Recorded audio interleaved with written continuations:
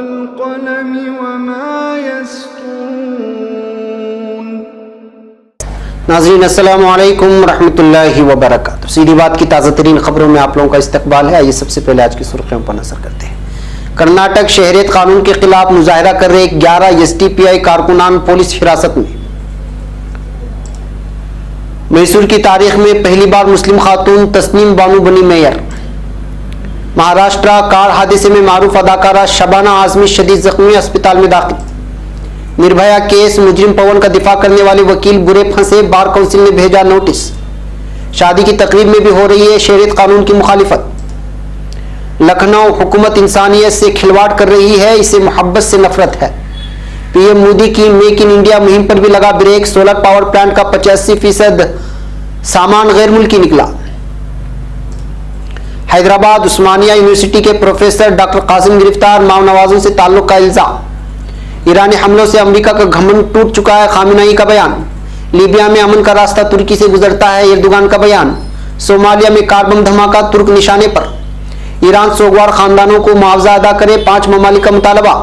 ईरानी missile हमले से 11 अमेरिकी फौजियों का दिमाग माऊफ हो गया है, सेनेट का काम।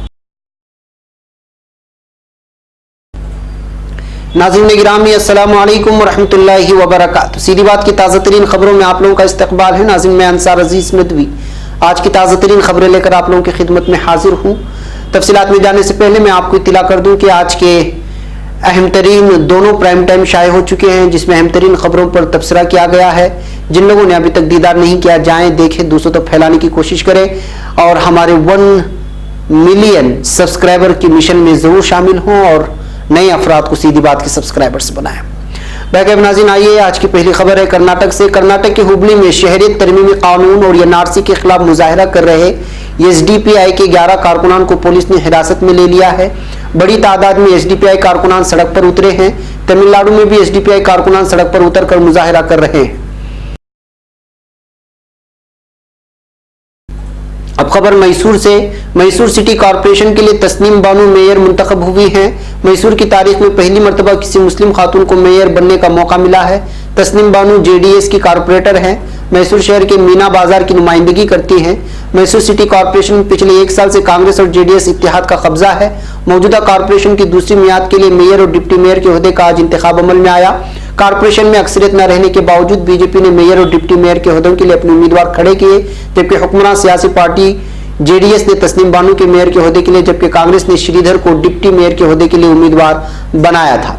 कॉरपोरेशन के अरकान की वोटिंग के बाद तस्नीम बानू के हक में 47 वोट, जबकि बीजेपी की उम्मीदवार गीता को 23 वोट हासिल हुए। इस तरह आसानी के साथ तस्नीम बानू मैसूर की 22वीं मेयर मुंतखब हुई। मैसूर सिटी कॉरपोरेशन का शुमार मुल्क के बड़े बल्दियाती इदारों में होता है। अब खबर महाराष्ट्र से। कार हादसे में बॉलीवुड की मारूफ अदाकारा शबाना आजमी के जख्मी होने की खबरें मौसूल हुई हैं। मीडिया जराये से मौसूल हो रही इत्तलात के मुताबिक हादसा काहिलपुर के नजदीक मुंबई पुणे एक्सप्रेस वे पर हुआ। इस हादसे में शबाना आजमी की कार का अगला हिस्सा बुरी तरह तबाह हो गया है और शबाना आजमी को भी शदीद चोट आई है। जो तस्वीरें सामने आ रही है इसमें शबाना आजमी के चेहरे पर खून लगा हुआ नजर आया। बताया जाता है कि जावेद अख्तर भी कार में सवार थे, लेकिन वो महफूज हैं, उन्हें कोई शदीद चोट नहीं पहुंची। अब खबर नई दिल्ली से। निर्भया केस में कसूरवारों के वकील एपी सिंह को दिल्ली की बार काउंसिल ने नोटिस जारी किया है। इतना ही नहीं, बार काउंसिल ने उनसे 2 हफ्ते के अंदर जवाब भी तलब किया है। काबिल जिक्र है कि हाईकोर्ट ने हाल ही में दिल्ली बार काउंसिल से एपी सिंह के खिलाफ कार्रवाई करने को कहा था। साथ ही उनके ऊपर 25,000 का जुर्माना भी लगाया गया था। वकील एपी सिंह पर इल्जाम है कि सिमन के बाद भी वह अदालत में मौजूद नहीं थे। अब खबर केरला से। शहरियत तरमीमी कानून और एनआरसी की मुखालिफत का एक नया अंदाज गुज़िश्ता दिनों केरला से देखने को मिल रहा है। मामला केरला का है, जहां एक शख्स ने अपनी शादी में स्टेज पर एक बोर्ड लगवाया और उसमें शहरियत तरमीमी कानून की मुखालिफत करने की अपील की। पूरे मुल्क में शहरियत कानून, एनआरसी और एनपीआर के खिलाफ जारी एहतजाज मुजाहिरों के दरमियान केरला की शादी की खबर सोशल मीडिया पर काफी वायरल हो रही है।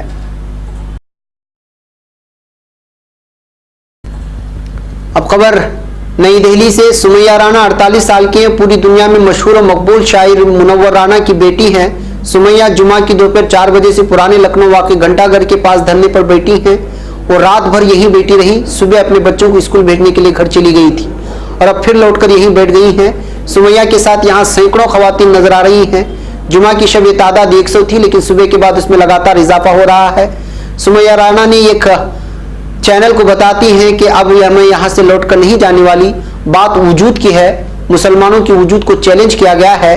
ये मुल्क सेकुलर है, यहाँ सभी मजाहिब के लोग मिलजुल कर रहते हैं, यहाँ दिवाली और ईद मिलजुल कर मनाई जाती है। वाज़ेह रहे कि लखनऊ के घंटाघर के सामने कई खवातीन इस वक्त लगातार एहतिजाज पर और धरने पर बैठी हुई। अब खबर नई दिल्ली से। वजीर आजम नरेंद्र मोदी के जरिए चलाए गए कई खास मंसूबे इस वक्त नाकाम हो गए हैं और कई मंसूबों पर ब्रेक सा लग गया है। ऐसे मंसूबों में ही एक मंसूबा मेक इन इंडिया है, जिसकी लॉन्चिंग पीएम मोदी ने बहुत जोरों शोर से की थी और कहा था कि इससे मुल्क में न सिर्फ रोजगार बढ़ेगा बल्कि कम खर्च पर मयारी चीजें बनाई जा सकेंगी। इस मेक इन इंडिया मुहिम पर भी अब ब्रेक लगता हुआ नजर आ रहा है। मीडिया जराये से मौसूल हो रही खबरों के मुताबिक हिंदुस्तान में बढ़ती जा रही सोलर पावर की डिमांड के दरमियान 85% सामान चीन, मलेशिया, वियतनाम से बरामद किए गए। पीएम मोदी की इस मुहिम पर ब्रेक का अंदाजा इस बात से लगाया जा सकता है कि माली साल 2014 के बाद सोलर फोटो पीवी सेल और मॉडल की बरामदगी कीमत 90,000 करोड़ रुपए तक बढ़ गई है।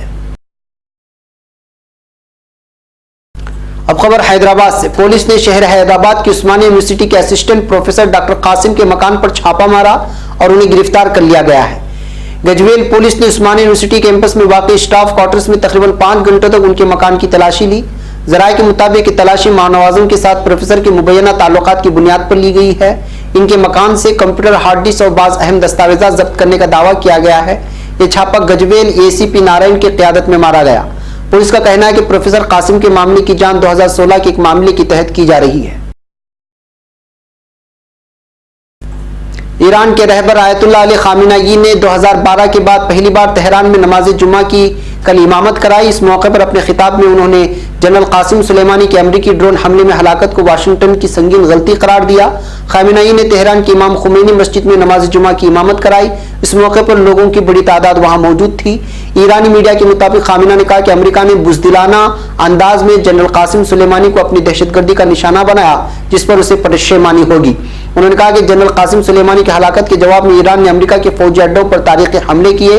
याद रहे कि अमेरिका और ईरान के दरमियान कशीदगी हालिया दिनों में उरूज पर पहुंच गई है। अमेरिका की जानिब से ईरान के पासदारान इनकलाब के कमांडर कासिम सुलेमानी की हलाकत के बाद ईरान ने भी इराक में अमेरिकी तंसीबात पर मिसाइल दागे थे। अब खबर लीबिया से। सदर रजब तैयब एर्दोगान ने कहा है कि लीबिया में अमन का रास्ता तुर्की से होकर के गुजरता है।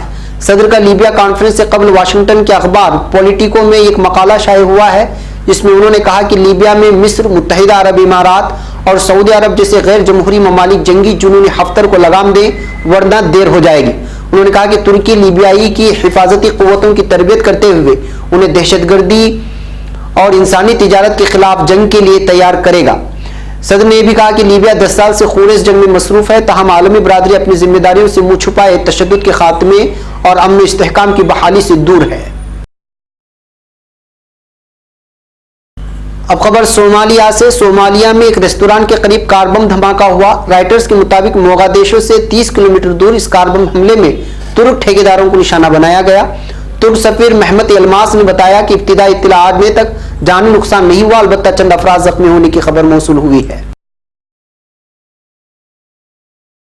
अब खबर ईरान से। ईरान की सिपाही पासदारान इनकलाब के मिसाइल हमले में 8 जनवरी को तबाहशुदा यूक्रेन के मुसाफिर तैयारी के वाक़े से मुतासिरा 5 ममालिक ने ईरान से सोगवार खानदानों को मुआवजा देने का मुतालबा किया है।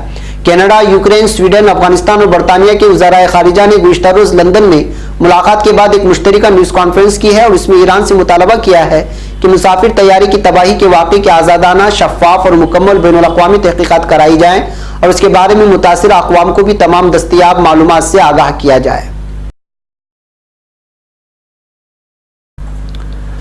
अब खबर अमेरिका से। अमेरिकी फौज का कहना है कि 8 जनवरी को इराक में ऐनुल असद के फौजी अड्डे पर ईरानी मिसाइल हमले में जख्मी होने वाले 11 अमेरिकी फौजियों का इलाज मुकम्मल हो गया है।